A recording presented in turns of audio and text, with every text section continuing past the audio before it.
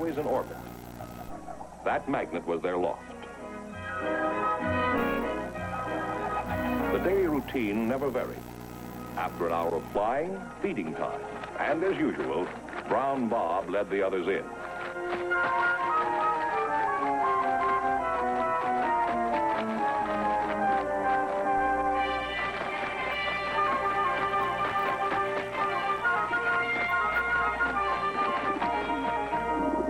The loft had 3 separate sections. For each section, there was an entrance, or trap, equipped with a one-way gate.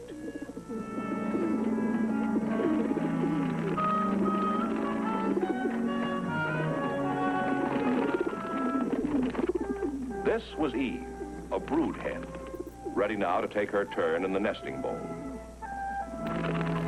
Her mate Adam had been sitting for more than 8 hours, but that was according to pigeon rule. The male always broods by day, the female by night. And there are always just 2 eggs in a clutch. Eve's first egg had hatched right on time, and the peeper was doing well. The second egg, long overdue, was just now beginning to show signs of life.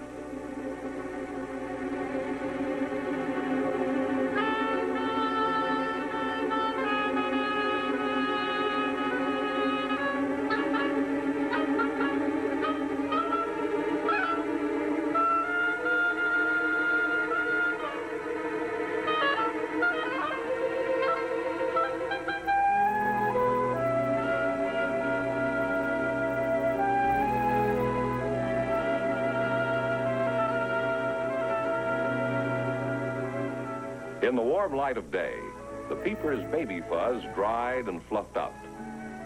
But Eve had mothered many broods. In her crop, the supply of pigeon milk was running low, so the latecomer got barely enough to keep it alive.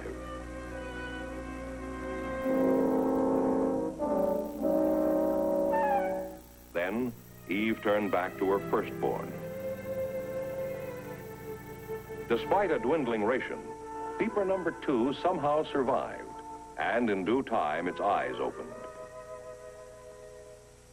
The first thing it saw was the boy. Chad Smith was the owner of the flock, and right now, he was worried.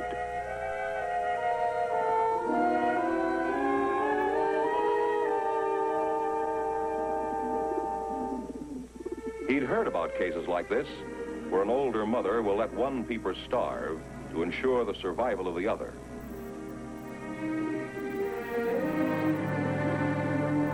It was happening here, all right. The difference in size proved the point beyond a doubt. Perhaps she would feed the weakling if it were alone. But Eve had disowned her own. Well, the book said, cull the weak. It wouldn't be easy, but the peeper would starve anyway. Why let it suffer? Chad knew all about suffering, but this was his first experience as an executioner.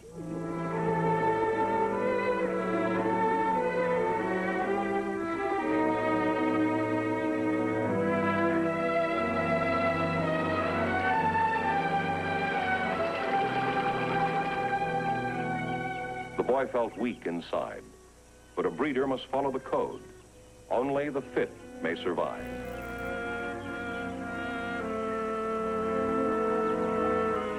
Only the fit? But where would he be if that rule applied to him? Weren't they both in the same boat? Suppose he broke the rule just for once, gave the little pigeon a chance, hand-raised her as a pet. By golly, it might just work. Now, raising a peeper away from the loft has its problems. The first Chad solved with a mash of ground oats and cow's milk.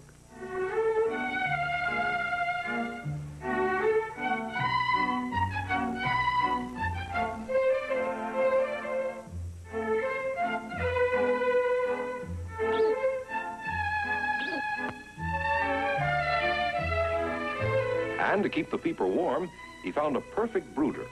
Even had a built-in temperature control.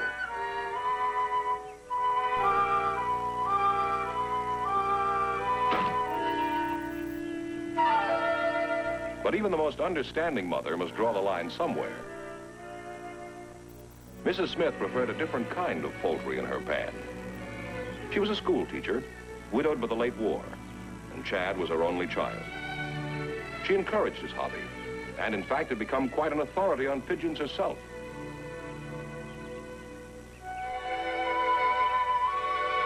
As time passed, the little peeper thrived and soon became a squeaker. Now her pin feathers became feather tops that hinted at the future coloring of her plumage.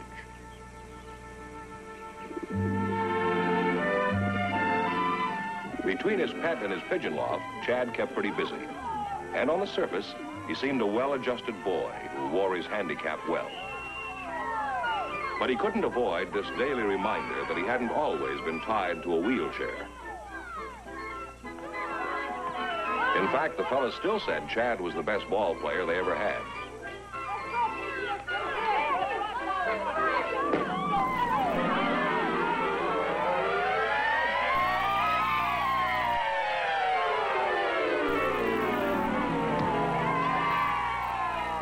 Chad could never figure out why this had to happen to him. Well, there must be a million fellas who played ball every year and never got hurt. But it did happen, and this was just the way it happened. Chad had hit a line drive over second base, too. Rounded the corner, sprinted for third. Only when he slid in, he didn't get up. Temporary injury to a spinal nerve, the doctor said. After 6 months, he told Chad he was cured. Only saying it didn't make it so. Well, here he was, a year later, still stuck in the chair. And so Chad turned from baseball to pigeons, and soon became devoted to his new hobby. Here, at least, he found a measure of freedom on the wings of his flock.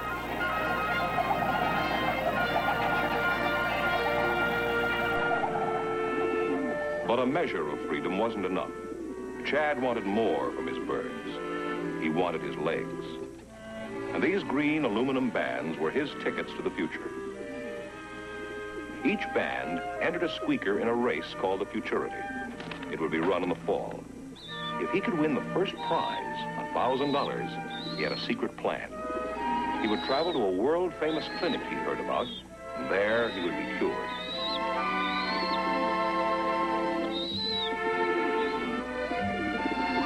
He picked 4 likely candidates and still had one band left over. A band and a bird.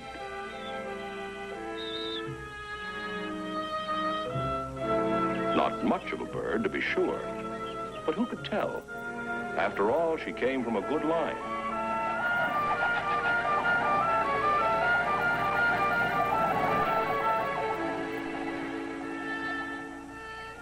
Besides, he'd promised to give her a chance.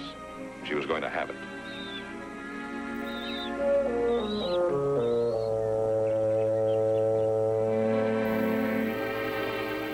And now that the squeaker was officially banded, she needed an official name for the record. But what would it be? There was nothing special about her. She was just a pigeon. Well, why not? Pigeon.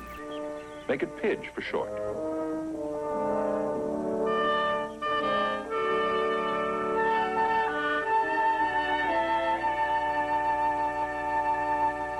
Since Chad had gone this far, he had to take the next step. A racing homer must be trained to home to the loft. So Pidge was returned to the nesting bowl. She was as big as her brother now. Chad was sure that Eve would accept Pidge as her own and make no more trouble. And so he turned to the greater worry that was always with him.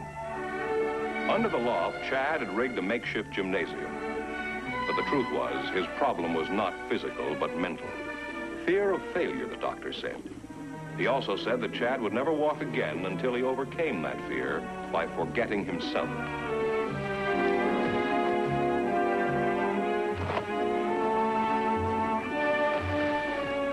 But Chad couldn't forget. Until he found someone who could help him, he was determined to help himself.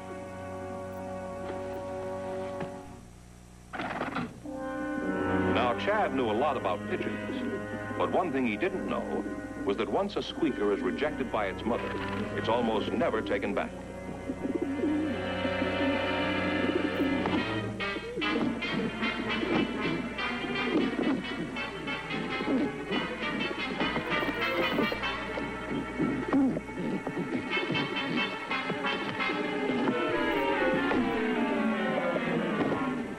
The sight of a wounded squeaker enrages the flock. Instinctively, they will destroy it.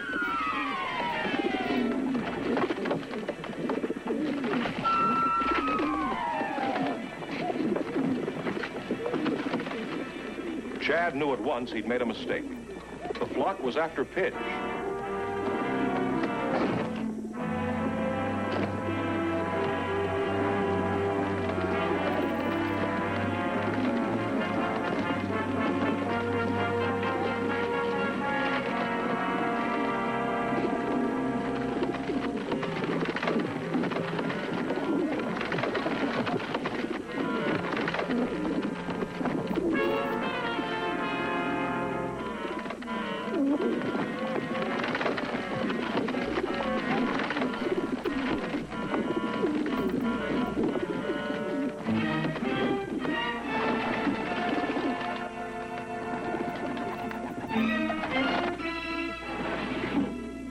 For a moment, Chad was puzzled. There wasn't a sign of trouble here. Every bird was the picture of innocence. And then he saw.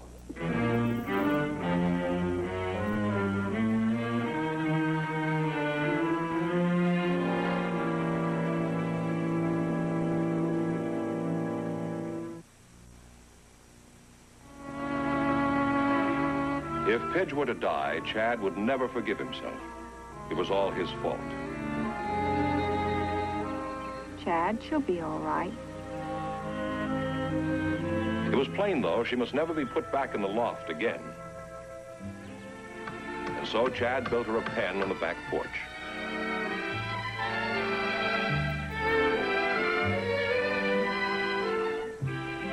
And here, in her private apartment, Pidge grew and thrived. Soon, she began to display her permanent markings. In the language of the pigeon fancier, she would be called a blue bar. As her feathers developed, so did Pidge's personality.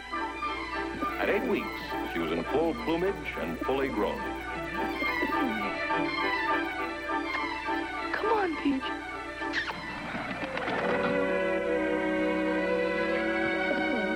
Through the passing days, the boy and the bird had found a common bond, their need for companionship. And between them, a warm, deep affection began to grow.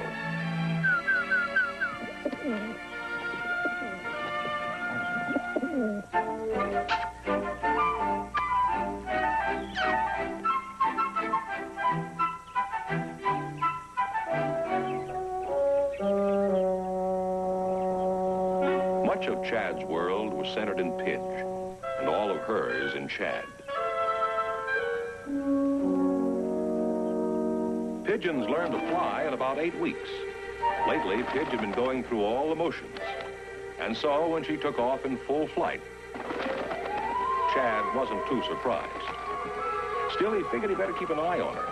She was headed straight for the neighbor's backyard.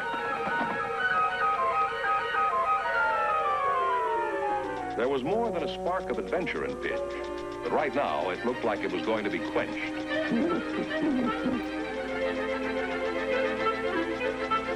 Of course, a little ducking never hurt a healthy bird. But this could hardly be said of the neighbor's cat.